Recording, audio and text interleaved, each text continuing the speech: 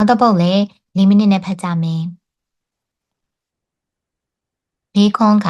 မိခိဆန်ဝဒူရဲဒတ်ကမိခိဆန်ကဘသူလဲပေါ့အဲ့တော့ပုံပါတယ်ပေါ့နော်ပုံလေးပုံပေးရတယ်အဲ့တော့ပုံပါတယ်ဆိုရင်ပုံကိုတစ်ခါလေးကြည့်ရင်လည်းဖြည့်သွားမယ်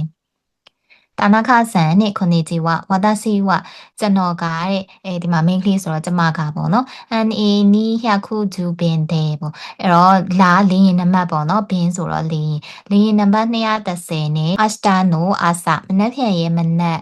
9နာရီမှာခုခိုဟဲလေးစိတ်ကိုစုခိမတ်ရောက်ရှိမယ်ပေါ့။အိုမုခအေကိုအာရီကာတိုကိုဇိုင်မတ်လာကြိုပေးရဲ့အတွက်ကျေးဇူးတင်ပါတယ်။ဝါတာစီဝကျမကတဲ့နာဂဤခိုတိုအိုခိတေအီမတ်ရှေရဲ့ကုတ်ကိုဝတ်ထားတယ်ခိုတိုဆိုတာကုတ်ပေါ့နော်။အဲ့တော့ရှေရဲ့ကုတ်အင်ကြီးဆိုတော့ဒါ2ရဲ့4ရဲ့ပဲဖြစ်သွားပြီ။ပြီးရင်ခမီဝစပင်ကားတဲ့မိကြီးကိုင်းတိုတယ်ပေါ့။လုံးဝ2ပဲပေါ့နော်။ပြီးရင်စုခဲစုဆိုတော့စုခေဆိုတော့ခီးဆောင်အိတ်ပေါ့နော်ခီးဆောင်အိတ်ရဲ့အီရိုဝအယောင်ကရှီရိုတဲ့အဖြူဖြစ်ပြီးတော့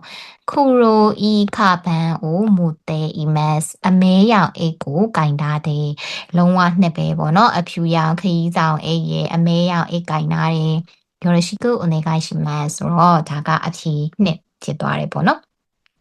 အဲ့တော့ပုံပါတယ်ဆိုလို့ရှိရင်ပုံလေးကိုတစ်ခါတည်းကြည့်ပြီးတော့ရွေးရင်းနဲ့ဖတ်သွားတာကအချိန်နည်းနည်းပိုမြန်တယ်ပေါ့နော်။ဟာဒီမှာဆိုလို့ရှိရင်2မိနစ်လောက်နေရတယ်ပေါ့